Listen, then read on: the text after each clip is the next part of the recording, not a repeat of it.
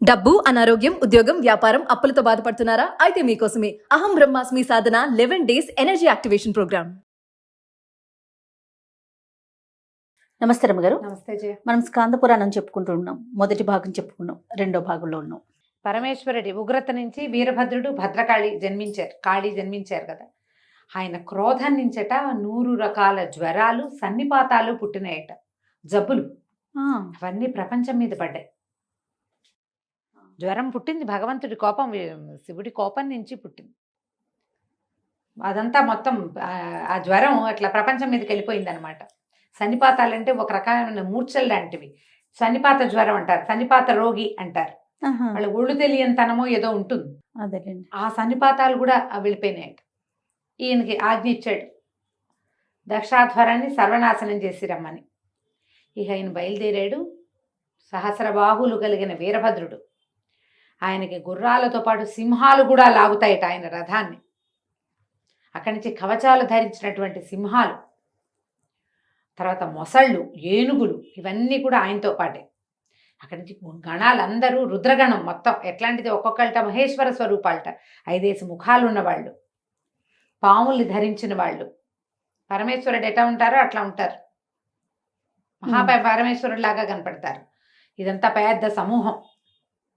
దీంతో పాటుగా ఈ భద్రకాళితో పాటుగా కాళితో పాటు నవదుర్గలుగా చెప్పబడేవాళ్ళు, అమ్మవార్లు, శక్తులు అవన్నీ. తర్వాత యోగిని గణాలు, శాకిని, పూతన అని పేరున, శాకిని ఢాకిని అని పేరున్నటువంటి యోగిని గణాలు.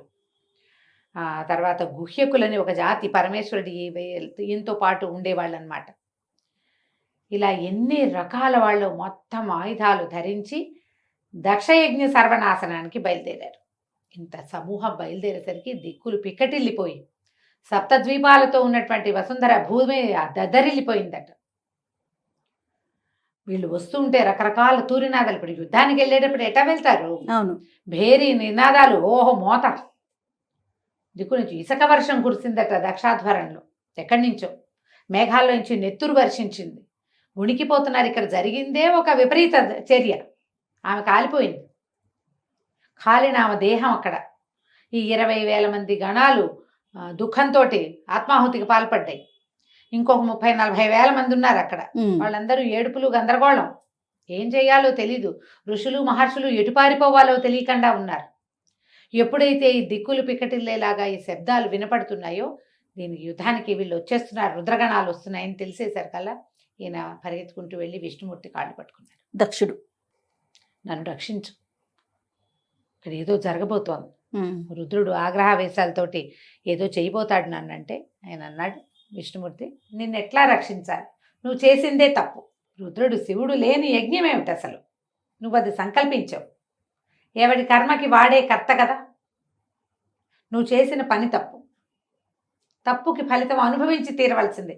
ఎవ్వరినీ కర్మ వదిలిపెట్టదు. నువ్వు చేసిందే తప్పు. నేను నీకే సహాయము చెయ్యలేను.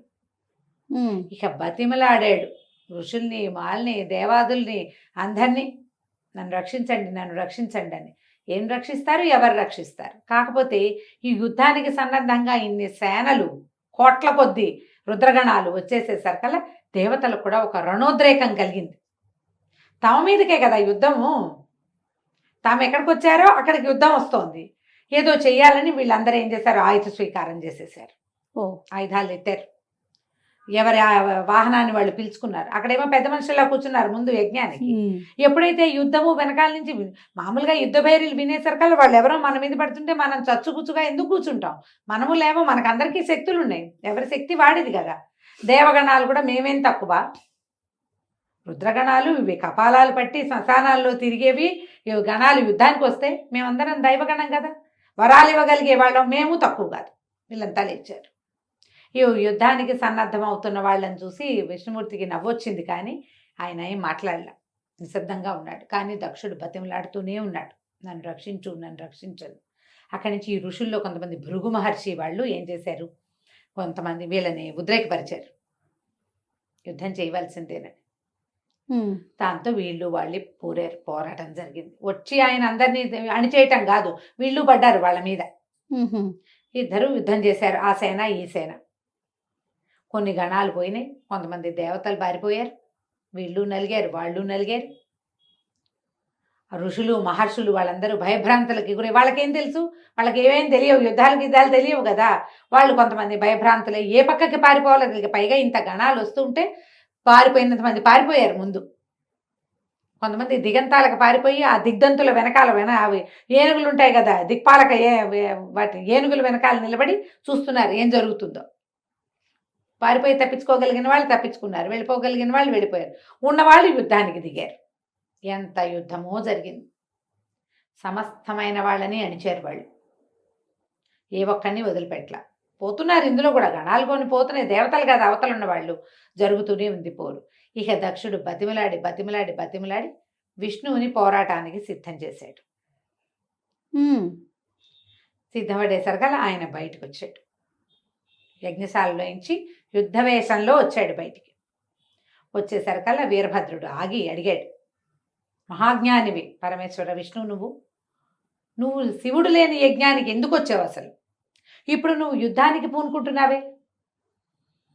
పరమేశ్వరుడు నువ్వు మాకు సమానం, అతడిని ఎట్లా సేవించాలో నేను నిన్ను కూడా అట్లాగే సేవించాలి. ఇప్పుడు నువ్వు యుద్ధానికి వస్తే నేను యుద్ధమే చేయాలి కదా ప్రభు నీతోటి. నిరీశ్వర యాగం సంకల్పించిన దక్షుడు పిలిస్తే నువ్వు రావటమే కాకుండా అతడి కోసం నాతో యుద్ధం చేస్తావా? దాక్షాయణికి ఏం జరిగిందో నువ్వు చూడలేదా? దక్షుడు ఏ రకంగా శివనిందకి పాల్పడ్డాడో నువ్వు వినలేదా? శివుణ్ణి నిందిస్తే నిన్ను నిందించినట్లే కదా స్వామి, ఎందుకు ఈ యుద్ధానికి వచ్చావంటే ఆయన నవ్వాడట. భద్ర, మేము భక్త సాక్షులం, భక్తుడు భక్త పరాధీనత, దక్షుడు నా భక్తుడు, రమ్మని బతిమలాడాడు, వచ్చాను. రక్షించమని బతిమలాడాడు, యుద్ధానికి వస్తున్నాను. ఇక్కడ శివుడున్నా ఇదే పని చేస్తాడు.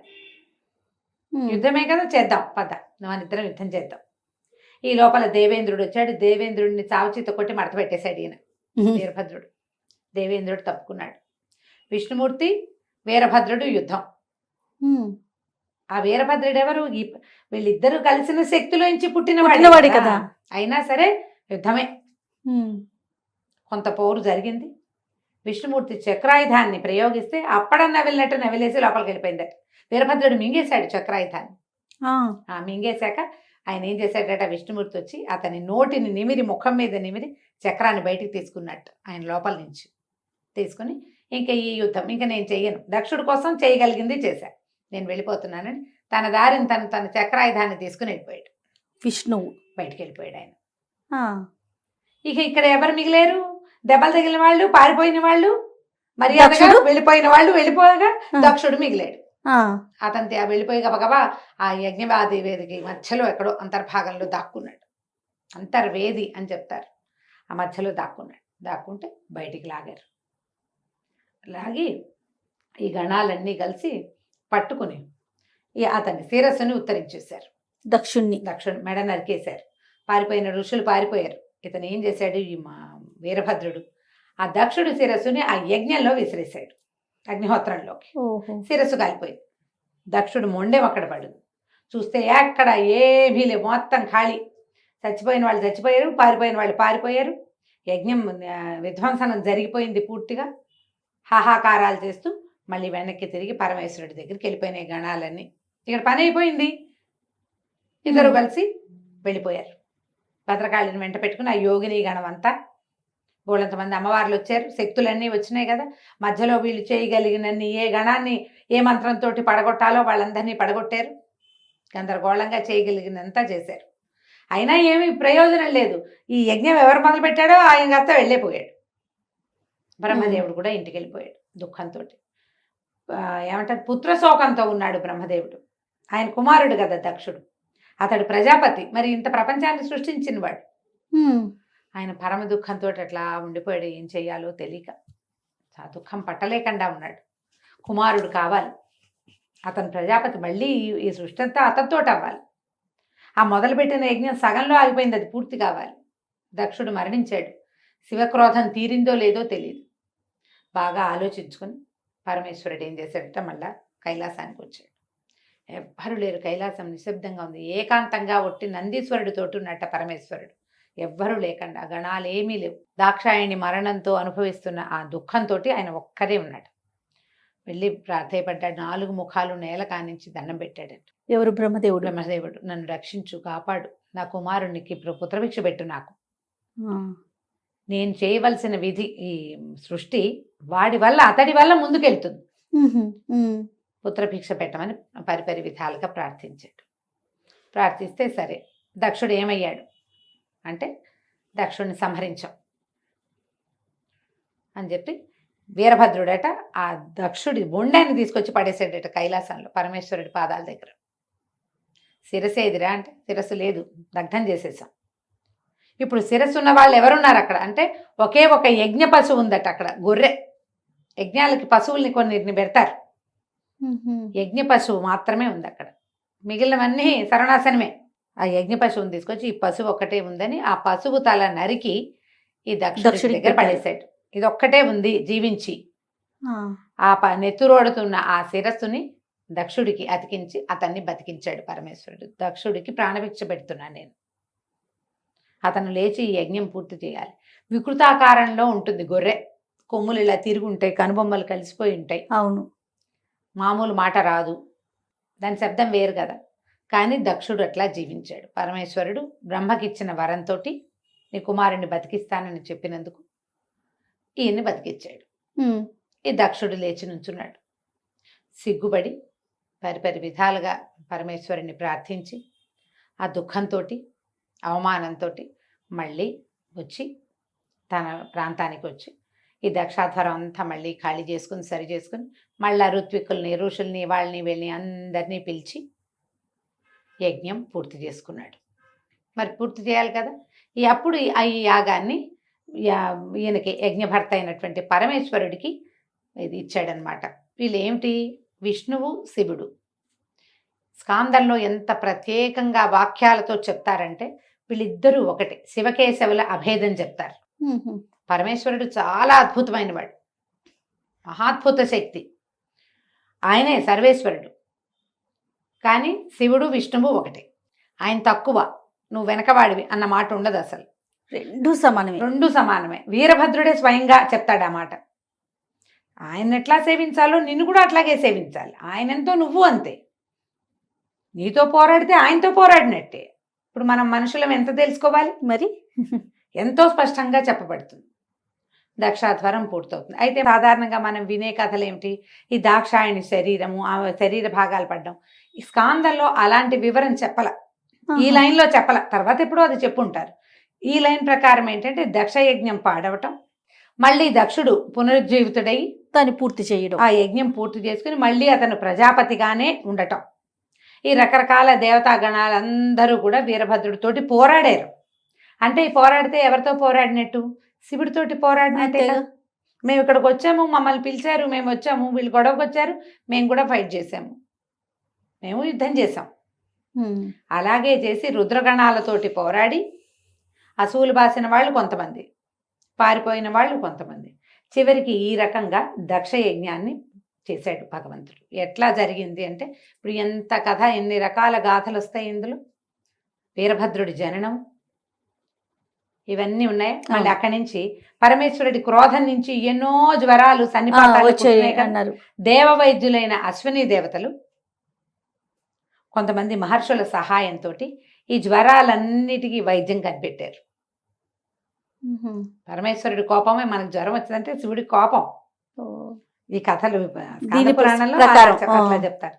వాళ్ళు కొన్ని మంత్రాలతోటి, కొంతమంది దేవతల సహాయంతో, మహర్షుల సహాయంతో ఈ లోకంలోకి విడవబడినటువంటి ఈ జ్వరాలని, సన్నిపాత లక్షణాలని అన్నిటినీ సరిచేసి వాటికి వైద్యాన్ని కనిపెట్టి, ఆల్రెడీ అంతకుముందు ఈ వెళ్ళిపోయిన జ్వరాలు ఎవరెవరిని పట్టి పీడిస్తున్నాయో ఇప్పుడు ఆయన కోపంతో వీరభద్రుడు వచ్చాడు, వీరభద్రుడితో పాటు ఇవి వచ్చినాయి.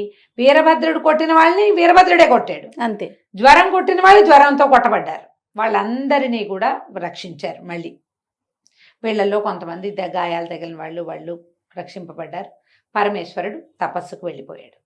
అటు పిమ్మట ఏం జరిగింది అనేది మనం తర్వాయి భాగంలో తెలుసుకుందాం. ఇక్కడికి ఇక ఈ మొట్టమొదటి ఖండంలో చెప్పబడినటువంటి పరమేశ్వరుని యొక్క గొప్పతనం కథ ఇది ప్రత్యేకమైనది అన్నమాట. ఈ దక్షాధ్వరం గనక ఎవరైనా వింటే చేయకూడని తప్పులు చేసిన వాళ్ళకి ఆ పాపం నుంచి విముక్తి లభిస్తుందట. 41 రోజులు కథ మనం సాధారణంగా చెప్పుకున్నాం కదా, సాంగంగా స్కాంద పురాణంలో ఉన్నదే గనక మీరు చదువుకుంటే చదివితే ఆ చేయకూడని పాపం నుంచి మనకి విముక్తి లభిస్తుంది. చాలా సంతోషం రమ్మగారు. నమస్తే. నమస్తే జయ.